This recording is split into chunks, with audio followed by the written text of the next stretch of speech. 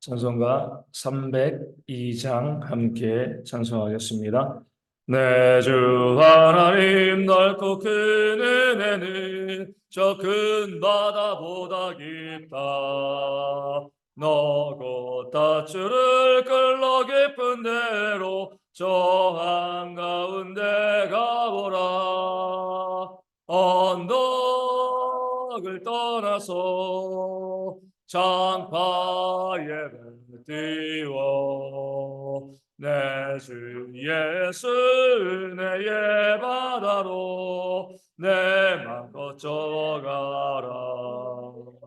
왜 너 인생을 언제나 거기서 저 큰 바다 물결 보고 금인 모르는 깊은 바다 속을 한번 헤아려 한보나.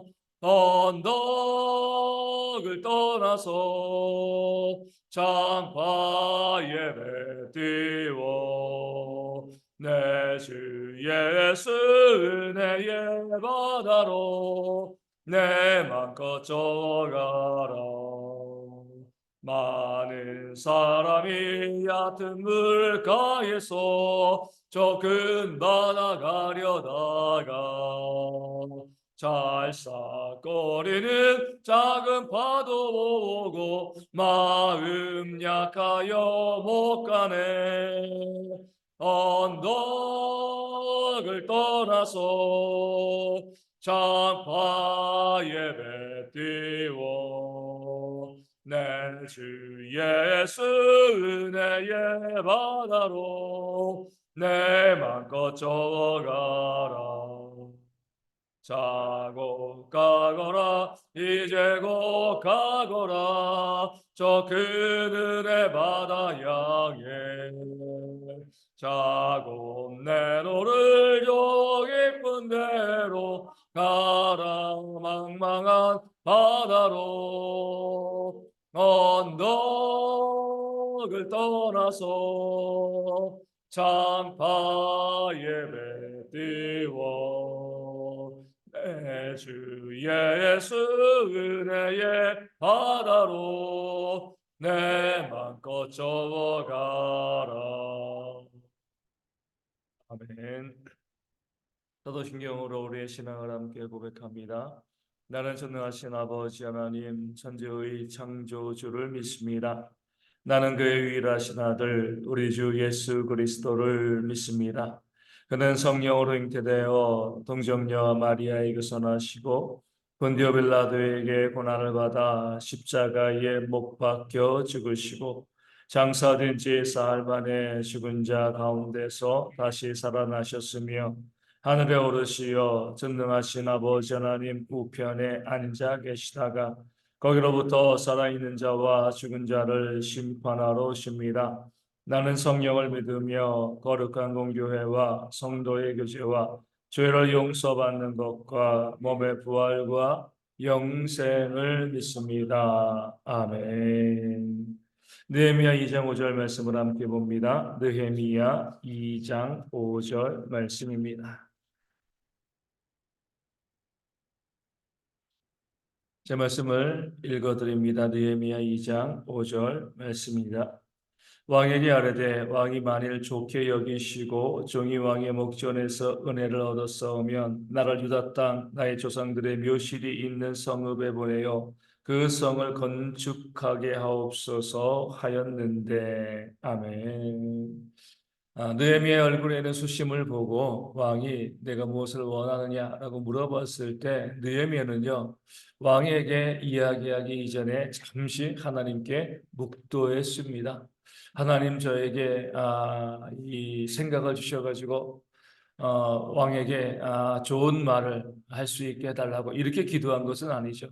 이미 생각은 다 되어 있었습니다. 그동안 기도하면서 내가 앞으로 어떻게 내 조국을 위해서 수고할 것인가, 예루살렘 성을 어떻게 다시 세울 것인가, 그런 계획을 가지고 왕이 물어봤을 때 내가 이렇게 왕에게 요청하겠다. 그런 내용들은 다 정리되어 있는 거죠.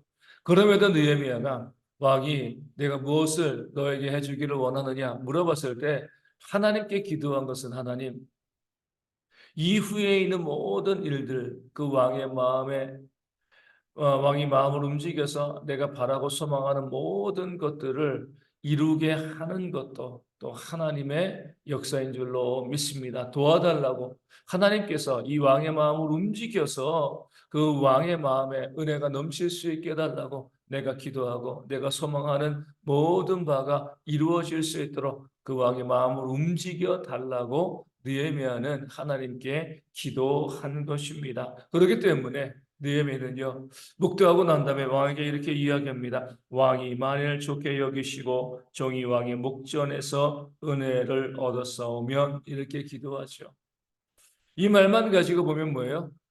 왕이 모든 것의 주도권을 가지고서 느헤미야에게 은혜를 베풀고요, 느헤미야의 소원을 들어주는 그런 사람인 것처럼 보입니다. 그런데 느헤미야는 왕이 그렇게 하는 것이 아니라 하나님께서 그 모든 일들을 이루신다는 사실을 분명히 알았습니다. 단지 왕은 뭐예요? 하나님을 알지 못하는 사람이기 때문에 왕은 자기가 무엇인가 해주는 것처럼, 내가 느헤미야를 인정하고 느헤미야를 신뢰하니까 내가 이 신하를 위해서 내가 무엇인가 해줘야겠지, 이렇게 생각하겠지만 그 뒤에서 모든 것을 이루시는 분은 하나님이다, 이 사실을 느헤미야는 알고 있었습니다. 그럼에도 불구하고 왕에게 이렇게 내가 왕의 목전에서 은혜를 얻었으면 왕이 만일 좋게 여기시고, 이렇게 이야기한 것은요, 그 왕에게 아첨하는 것이 아니죠. 내가 이렇게 해야지만 왕이 내 요구를 들어주겠지, 이게 아니에요. 어차피 하나님께서는요, 느헤미야가 기도한 그대로 또 요청한 그대로 역사하실 겁니다. 다만 그 왕을 뭐 하는 거죠? 존중하는 거죠. 왜 왕을 존중하죠? 하나님 은혜를 베푸시는 분은 하나님이십니다. 그럼에도 불구하고 느헤미야가 왕을 존중하면서 왕이 만일 좋게 여기시고 내가 왕의 목전에서 은혜를 얻었사오면, 이렇게 이야기하는 것은요, 하나님께서는 은혜를 베푸시되 누구를 통하여서요? 사람을 통하여서 그 은혜를 베푸신다는 그 사실을 느헤미야가 너무나 잘 알고 있었기 때문에 그렇습니다. 은혜의 통로가 되어지는 거죠. 이 아닥사스다 왕이 은혜의 통로로서 그 왕을 존중하는 거예요. 결국 하나님께서 다 하실 일이지만 그 왕이 하나님께 쓰임 받아 가지고 은혜의 통로가 되어져서 내가 바라고 또 소망하는 모든 일들에 대해서 이 왕이 이루어 줄 것을 알았기 때문에 존중하는 마음으로 그 왕에게 은혜를 구하고요, 왕을 높이는 그런 말을 느헤미야가 하고 있는 겁니다. 뭐 이렇게 볼 수도 있는 거죠. 우리 택배라든가 음식 배달 보면 택배 물건을 보내는 사람이 있고요, 또 음식을 만들어 파는 사람들이 있잖아요. 근데 그 음식이 또 택배가 나에게 전달되어지기 위해서는요, 배달하시는 분들의 수고가 있어야 됩니다. 아무리 좋은 물건을 보내고요, 아무리 맛있는 음식을 그렇게 보내도 중간에서 배달의 과정에서 잘못되어지면 그것을 내가 받을 수 없고요, 또 받아도 좋지 못한 것을 받게 되어집니다. 그런 면에서 택배를 보내는 사람도 고맙고, 음식을 파는 그 사장, 맛있는 음식을 만들어 파는 그 음식점 사장님도 고맙지만 그 물건을 배송해 주는 사람에게도 우리가 감사한 마음을 가질 수 있어야 되는 겁니다. 은혜도 마찬가지예요.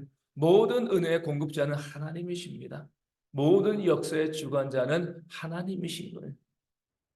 하지만 그 은혜의 통로가 되어져서 하나님의 역사의 도구가 되어져서 우리 가운데 하나님의 은혜를 공급해 주고요, 또 우리 가운데 하나님의 역사를 전달해 주는 그런 사람들이 있습니다. 수고하는 일꾼들이 있어요.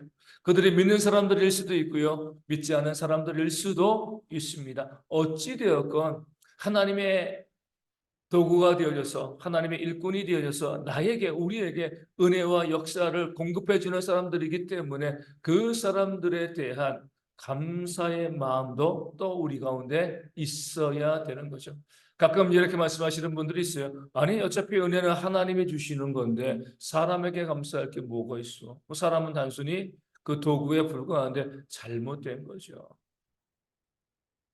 우리 사도 바울이 고린도 교회와 많은 교회를 위해서 애쓰고 수고할 때 늘 그런 마음을 가졌죠.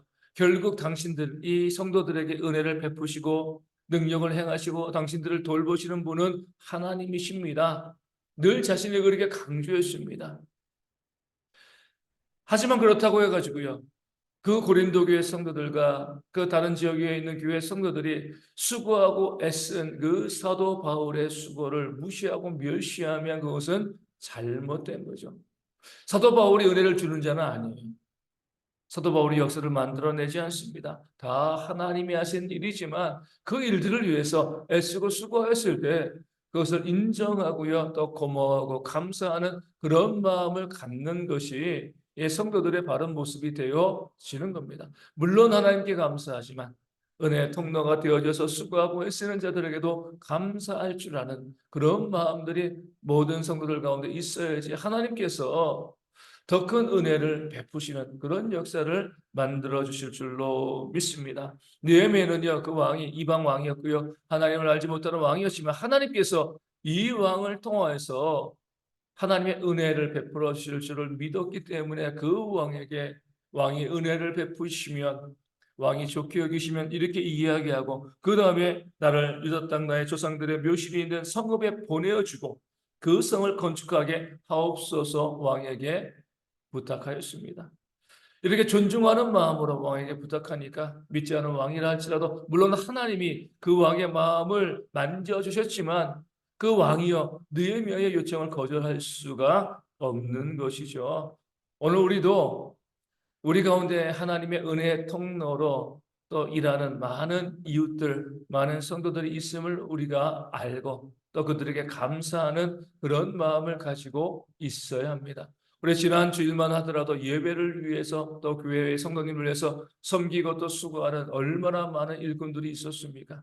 그 많은 일꾼들이요, 우리가 뭐 돈 받고 일하는 것들이 아니잖아요. 하나님께 은혜 받은 대로 성도들에게 그 은혜를 전달해 주기 위해서 애쓰고 수고하는 그런 많은 모습들이 많은 성도들 가운데 있었습니다. 그럴 때에 그렇게 수고하고 애쓰는 자들에게 감사할 줄 아는 그런 모습이 우리 가운데 있어야 됩니다.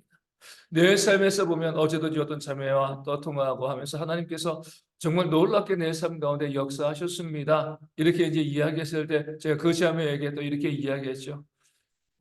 하나님의 은혜에 감사하지만 당연히 감사해야 되지만 이 자매에게 그런 어려움 그 문제가 있을 때 자매를 위해서 기도해 주었던 많은 사람들, 은혜의 통로로 수고했던 많은 사람들에게도 감사하는 마음을 가지기를 바란다. 이렇게 제가 전화해 줬죠. 이것이 우리의 모습이 되어야 되는 거죠. 은혜의 통로로 역사하고 수고하는, 나를 위해서 내가 하나님을 잘 섬기도록 봉사하고 수고하고 나를 위해서 기도해 주고요, 나를 섬기는 많은 사람들이 있습니다. 그 사람들이 은혜를 주는 건 아니지만 그들을 통하여서 하나님의 은혜의 역사가 우리 가운데 나오는 것이기 때문에 우리가 그 하나님의 은혜를 받을 수 있는 것이기 때문에 은혜의 통로로 수고하고 애쓰는 많은 사람들에게 감사할 수 있는 그런 마음들이, 그런 모습들이 우리 가운데 있어야 할 줄로 믿습니다. 더욱더 중요한 것은요, 내가 그런 은혜의 통로로 쓰임받기를 사모해야 된다는 거예요. 하나님, 저를 통하여서 하나님의 은혜가 많은 사람들에게 전달되었으면 좋겠습니다. 결국 모든 은혜를 주신 분은 하나님이시지만 내가 나를 내세우는 건 아니지만 저를 통하여서 하나님께서 이 땅 가운데 많은 이웃들에게, 특별히 수혜받고 어려운 이웃들에게 하나님의 은혜가 공급되어지는데 내가 통로로서 사용되어지기를 원합니다. 그런 마음을 가지시고요, 내 자신이 하나님의 은혜를 공급하는, 배달해주는 그런 삶을 살아가는 우리 모두가 되어줄 수 있도록, 그래야 해서 우리 안에서 넘치는 은혜가 가득하여서 그 은혜로 늘 감사하며 기뻐하는 그런 교회와 성도가 되어줄 수 있도록 우리 아침에 함께 기도하도록 하겠습니다. 우리 가운데 육신의 질병에 있는 분들, 또 삶의 문제와 경제적인 어려움이 있는 분들이 속히 회복되어 줄 수 있도록 위하여 기도하여 주시고, 선교지 교회 위에서도 또 작은 개척 교회 가운데도 하나님의 은혜가 넘칠 수 있도록 부흥되어 줄 수 있도록 기도하여 주시고요. 여전히 날씨가 오락가락합니다. 이 날씨 가운데 우리 어르신들과 아이들 건강할 수 있도록, 또 우리 구리에 있는 형제들 건강하게 군생활 잘할 수 있도록 또 위하여서 함께 이 아침에 기도하도록 하겠습니다. 주기도문 하시겠습니다. 하늘에 계신 우리 아버지, 아버지의 이름을 거룩하게 하시며 아버지의 나라가 오게 하시며 아버지의 뜻이 하늘에서와 같이 땅에서도 이루어지게 하소서. 오늘 우리에게 일용할 양식을 주시고 우리가 우리에게 잘못한 사람을 용서하여 준 것 같이 우리 죄를 용서하여 주시고 우리를 시험에 빠지지 않게 하시고 악에서 구하소서. 나라와 권능과 영광이 영원히 아버지의 것입니다. 아멘. 기도하겠습니다.